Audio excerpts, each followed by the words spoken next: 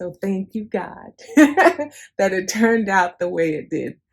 I was in Atlanta doing a show called Into the Woods. I was playing the witch in Into the Woods and at the Alliance Theater. And when I found out I was going to be in Atlanta working, one of the things that I really wanted to do while I was there was meet Tyler Perry and work at Tyler Perry Studios. And the casting director from Meet the Browns was in the audience one night and invited me to come and audition for Meet the Browns. And I was so excited, but I did not get the part. And again, devastated. I came back home to New Jersey and nothing. For the first time in my entire career, it was quiet. For a good year, I could not get arrested. Nobody was calling me. So I ended up taking a job at my church as an arts minister. And that was one of the best years of my life.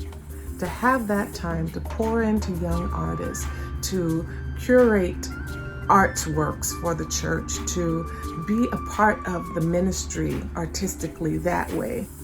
It was one of the best years of my life. I will never forget it.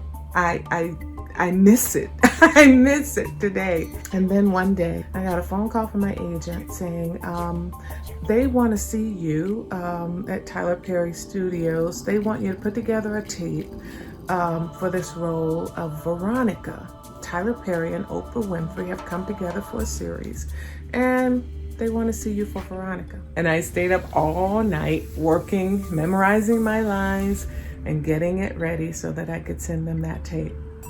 And the very next day, they flew me to Atlanta to meet Tyler, and I ended up reading with Gavin, who now plays my son, and the rest is history. So it was not winning the pageant that led me to my knees in pursuit of purpose.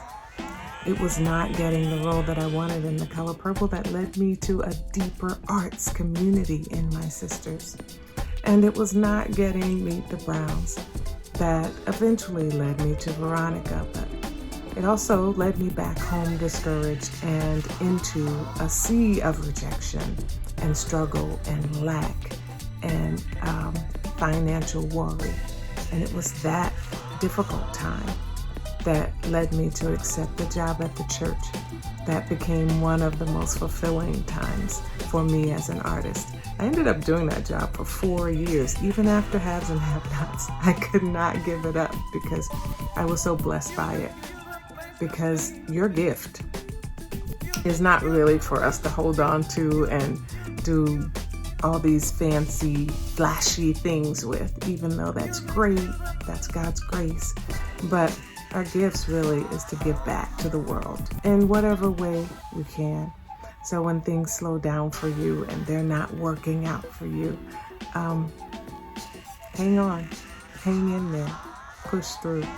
Because in this business, show business, it's filled with peaks and valleys. And that's where you get your showbiz stories. Thank you for listening to mine.